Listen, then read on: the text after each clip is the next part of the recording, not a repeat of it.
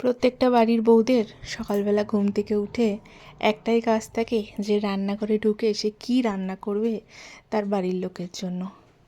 প্রত্যেকটা হাউসওয়াইফদের কিন্তু এটা একদম নিত্য রুটিনের মধ্যে পড়ে। কারোর বাচ্চা কাচ্চা সকালবেলা স্কুল যায়, কারোর হাজব্যান্ড সকালবেলা অফিস যায়, এই নিয়ে সকালটা শুরু হয় তার। আমার যেহেতু কর্তামশাই একটু দেরি করে অফিস যায়, তাই আমি সত্যি কথা বলতে একটু ঘুম থেকে দেরি করেই উঠি। সবার প্রথমে ঘুম থেকে ওঠে কিন্তু আমার আগে কর্তামশাই। আমার একটাই প্রবলেম হয় কি বলো তো, আমি না অনেক রাত পর্যন্ত জাগা থাকতে পারি জানো, কিন্তু সকালবেলা ঘুম থেকে উঠতে আমার খুব কষ্ট হয়। অনেক কষ্ট করে চোখটাকে টেনে টেনে খুলতে হয় আমাকে। তাই কর্তামশাই এখন কি করে, নিজেই সকালবেলা ঘুম থেকে উঠে নিজের খুচখাচ যেসব কাজগুলো থাকে সেগুলো করে দেয়। আমার ঘুম থেকে ওঠার আগে সে কিন্তু তার শার্ট প্যান্ট আয়রন করে, সমস্ত দরজা জানলাগুলো সকালবেলা ঘুম থেকে উঠে নিয়ে খোলে। তারপর যে মেশিন চালানো হয় জলের, সেটাও সে চালায়। আমার জন্য গরম জল তৈরি করে, আমার আর কর্তামশাইয়ের জন্য চা তৈরি করে। তারপর সে এসে আমাকে ডাক দেয়। এটা একদম বাঁধা ধরার নিয়ম হয়ে গেছে, ৩৬৫ দিন আমার কর্তামশাই কিন্তু এই কাজটাই করে। তাই কর্তামশাই মোটামুটি ধরে নাও 8:30-9টার মধ্যে বেরিয়ে যায়। তারপরে আমি ধীরে ধীরে সমস্ত কাজকর্ম শুরু করি। এটা কালকে তার আগের দিনের ভিডিও করেছিলাম, লাল শাক ভাজা। লাল শাকটা খেতে আমরা দুজনেই ভীষণ ভালোবাসি। ভেবেছিলাম অল্প একটু সেই চিনেবাদামকে গুঁড়িয়ে নিয়ে লাল শাকের মধ্যে দিব, সেটাও ভীষণ ভালো লাগে খেতে। সেটা আর দিতে পারিনি, এমনি শুধুমাত্র রসুন ফোড়ন দিয়ে কয়েকটা লঙ্কা দিয়ে লাল শাকটা ভেজেছিলাম। সামান্য একটু নুন দিয়েছি আর সামান্য ওই 1 চিমটের মতো হলুদ দিয়েছি। যেহেতু আমার কর্তামশাই রাত্রেবেলা ছাড়া খেতে পারে না শাক, তার জন্য হলুদটা ব্যবহার করি আমি। এখানে তৈরি করছি ধনেপাতা দিয়ে ডাল। যেহেতু শীতটা শেষের পথে, তাই শীত শেষ হতে হতে শীতের যত জিনিসপত্র আছে সব কিছু এখন ভরে ভরে প্রত্যেক দিন খেয়ে নেব। তাহলে কি হবে বলো তো, মনটা একদম শান্তি হয়ে যাবে, আর সারা বছর সেই শীতের অপেক্ষায় আর বসে থাকতে হবে না। ডালটাকে আগে থেকেই তো নুন হলুদ আর কাঁচা লঙ্কা দিয়ে সেদ্ধ করে রেখেছিলাম, আর সেই কালো জিরে, একটা শুকনো লঙ্কা আর কয়েকটা পেঁয়াজ কুচি দিয়ে ভালো মতন সেই ভেজে নিয়ে ডালটা দিয়েছি, সামান্য একটু জল দিয়ে ধনেপাতা দিয়ে নামিয়ে দিলাম। আর এখানে তৈরি করছিলাম আলু পোস্ত।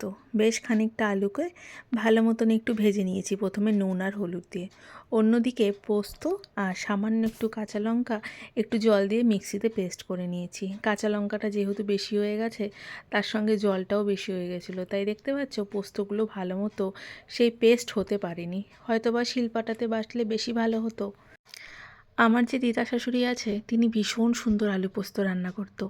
আমার কোনো দিন খাওয়ার সৌভাগ্য হয়নি, কারণ সে যেহেতু এখন অসুস্থ, সে সমস্ত কিছু রান্নাবাড়ি কিছুই করতে পারে না। তাই আমার কর্তামশাইয়ের কাছ থেকে শুনি এখনও যে সে ভীষণ ভালো রান্না করতো, তাই তার মতো আমি পারি না। সত্যি কথাই তাই, আমি কিন্তু তার মতন পারি না, কারণ আমার বাড়িতে কোনোদিনও এইসব রান্না কিন্তু হতো না। এই আলু পোস্ত, ঝিঙা পোস্ত এইসব জিনিস কিন্তু আমার বাড়িতে আমার মা খুব একটা তৈরি করতো না। পোস্ত জাতীয় জিনিস আমার বাড়িতে সত্যি কথা বলতে খুবই কম হতো। সেই পোস্তটা দিয়ে বেশ খানিকক্ষণ সমস্ত কিছু ভাজা ভাজা হয়ে যাওয়ার পর পরিমাণ মতো জল দিয়ে অল্প একটু চিনি দিয়ে নামিয়েছিলাম। চিনি কিন্তু সামান্য একটু দিয়েছিলাম। আর করছি ফুলকপির তরকারি। ফুলকপিটাকে ভালো মতো নুন হলুদ দিয়ে ভেজে নিচ্ছি আগে। শীতের ফুলকপি কিন্তু খেতে ভীষণ ভালো লাগে। সারা বছর তো এখন ফুলকপি, বাঁধাকপি, পালং শাক এগুলো কিছু কিন্তু সারা বছর পাওয়া যায়। কিন্তু সারা বছর পাওয়া গেলেও সেই শীতকালের যে ফুলকপির স্বাদ, বাঁধাকপির স্বাদ, সেইটা কিন্তু সত্যি কথা বলতে কোনো সময় পাওয়া যায় না। তাই অন্যান্য সময়কার না ফুলকপিগুলোকে আমি একটু নুন দিয়ে আর সামান্য ওই 1 চিমটে হলুদ দিয়ে হালকা একটু ভাপিয়ে নিই। আর শীতের ফুলকপিগুলো এত ভালো লাগে, সামান্য একটু কেমন যেন ভাজতে ভাজতেই হাফ হাফ করে ভেঙে যায়, আর স্বাদটাও হয়ে যায় মারাত্মক ভালো। ফুলকপিটা ভাজতে ভাজতে একটা মশলা তৈরি করছি, আদা, টমেটো আর দিয়েছিলাম লঙ্কা। ফুলকপিটা ভাজা হয়ে গেলে তুলে দিয়ে সে আলুটা দিয়ে পরিমাণ মতো সেই মশলাটা দিয়ে বেশ খানিকটা মটরশুঁটি ছিল, ফ্রেশ মটরশুঁটি, ফ্রোজেন কিন্তু না। যেহেতু শীতকাল, ফ্রেশ মটরশুঁটি তো বাড়িতে থাকবেই। সেই মটরশুঁটিটা দিয়ে পরিমাণ মতো জিরে গুঁড়ো দিয়েছি, শুকনো লঙ্কা গুঁড়ো কাশ্মীরি শুকনো লঙ্কা গুঁড়ো, তার সঙ্গে হলুদ গুঁড়ো, পরিমাণ মতো নুন দিয়ে বেশ খানিকক্ষণ কষিয়েছিলাম কম আঁচে, যেন সাইড থেকে তেলটা ছেড়ে দেয়। অনেকের কাছেই শুনি যে এই শীতকালে ফুলকপি বাঁধাকপি খেতে খেতে কেন কেমন যেন মুখটা পচে যায়।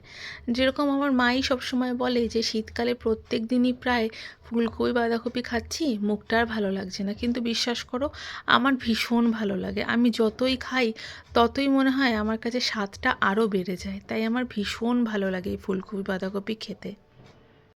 সে বাঁধাকপি এমনি হোক বা সেই মাছের মাথা দিয়ে, দুটোই যেন ভীষণ সুন্দর লাগে খেতে আমার। খুব ভালো মতন মশলাটা কষানো হয়ে গেছে। এবার যে ফুলকপিটা আছে সেটা দিয়ে দিয়েছি। এবার ফুলকপিটা দিয়ে বেশ খানিকক্ষণ সমস্ত কিছুর সঙ্গে মিশিয়ে নেব, আর পরিমাণ মতো বেশ খানিকটা জল দেব। খুব একটা বেশি জল দেব না, কারণ ভাজতে ভাজতে আর এই মশলা কষাতে কষাতে বেশ খানিকটা ফুলকপি দেখতে পাচ্ছি ভেঙে গেছে। তার জন্য কি করি বলো তো, আমি ফুলকপিটা না একটু বড় বড় দিই, যাতে কি হয় ভাঙলে পারেও সে দেখতে মানে দেখতে যেন বাজে না হয়। কারণ ফুলকপি যদি ছোট হয়ে যায় দেখতে তো বাজে লাগে, আর পরিবেশন করতেও বাজে লাগে জানো। বেশ খানিকটা জল দিয়ে যখন ফুলকপিটার ঝোলটা একটু গামাখা হলো, তখন পরিমাণ মতো চিনি, গরম মশলা আর দিয়েছিলাম ঘি, দিয়ে নামিয়েছিলাম। সেদিনকে কিচ্ছু খেতে মন চাচ্ছিল না, কিন্তু এই বেকারির কেকটা বাড়িতে ছিল। বেশ অনেক দিন পর এই বেকারির কেকটা চোখে দেখতে পারলাম। তাই মোটামুটি ধরে নাও রান্না শেষ হতে হতে আমার 11:15 বেজে গেছিলো। তখন একটা সেই জামা সেলাই করার ছিল, সেই জামাটা সেলাই করতে করতে কেক আর চা নিয়ে বসেছি সকালে।